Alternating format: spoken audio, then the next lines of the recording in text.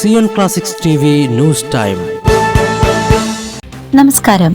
Zion classics TVയിലേക്ക് സ്വാഗതം. Islamic സ്റ്റേറ്റിന്റെ അധിനിവേശത്തിന് ശേഷം ഇറാഖി ക്രൈസ്തവർ ഉയർത്തെഴുന്നേൽപ്പിന്റെ പാതയിൽ. ബാഗ്ദാദ്.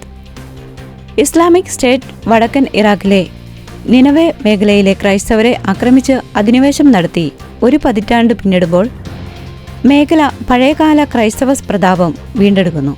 2014 ഇസ്ലാമിക ഭീകരരുടെ വരവോടെ 13,200 ക്രൈസ്തവ കുടുംബങ്ങളാണ് മേഖലയിൽ നിന്നും പലായനം ചെയ്തത്.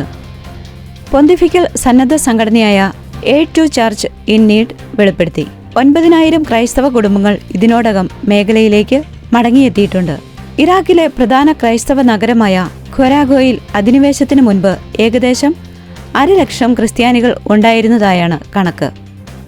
ഇതിൽ ഏകദേശം 25,000 പേർ മടങ്ങിയെത്തി. ദുരിതങ്ങൾക്കിടയിലും ക്രൈസ്തവ സമൂഹം വിശ്വാസത്തിൽ ഉറച്ചു നിൽക്കുകയാണെന്ന് പൊന്തിഫിക്കൽ ഫൗണ്ടേഷനുമായുള്ള അഭിമുഖത്തിൽ അദിയാബെനെ റിയൻ കാത്തലിക് ആർച്ച് ബിഷപ്പ് മോൺ നിസാർ സെമാൻ പറഞ്ഞു. 10 വർഷം മുൻപ് ഞങ്ങൾ അനുഭവിച്ച കാര്യങ്ങൾ വിവരിക്കാൻ വാക്കുകളില്ല. ഇസ്ലാമിക് സ്റ്റേറ്റ് തങ്ങളെ ഉന്മൂലനം ചെയ്യാൻ ശ്രമിച്ചുവെങ്കിലും പരാജയപ്പെട്ടു. ഒലിവ് മരങ്ങൾ പോലെയാണ് ഇവിടുത്തെ ജനങ്ങൾ. നിങ്ങൾക്ക് അവയെ വെട്ടിക്കളയുകയും കത്തിക്കുകയും ചെയ്യാം. പക്ഷേ 10 അല്ലെങ്കിൽ 20 വർഷത്തിന് ശേഷം അവ എപ്പോഴും ഫലം കായ്ക്കും.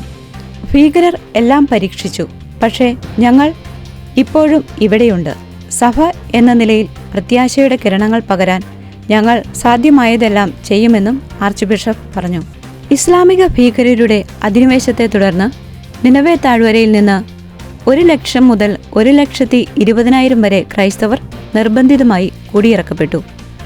പ്രദേശത്ത് തുടരാൻ ആഗ്രഹിക്കുന്നവർക്ക് മുന്നിൽ 3 വഴികൾ മാത്രമാണ് ഉണ്ടായിരുന്നത്: ഇസ്ലാമിലേക്ക് പരിവർത്തനം ചെയ്യുക, അല്ലെങ്കിൽ ശരിയത്ത് നിയമപ്രകാരം നികുതി അടയ്ക്കുക, അല്ലാത്ത പക്ഷം മരണം സ്വീകരിക്കുക.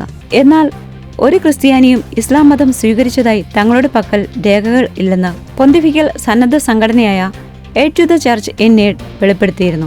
1-ാം നൂറ്റാണ്ട് മുതൽ നിലനിൽക്കുന്ന ഇറാഖിലെ ക്രൈസ്തവർ തീവ്രവാദികളുടെ അധിനിവേശത്തിന് ശേഷം അതിന്റെ പഴയ പ്രതാപം വീണ്ടെടുക്കുകയാണെന്ന് പുതിയ റിപ്പോർട്ടുകൾ സൂചിപ്പിക്കുന്നത്. കൂടുതൽ ക്രിസ്തീയ വാർത്തകൾക്കായി ഈ ചാനൽ മറക്കാതെ സബ്സ്ക്രൈബ് ചെയ്യുക.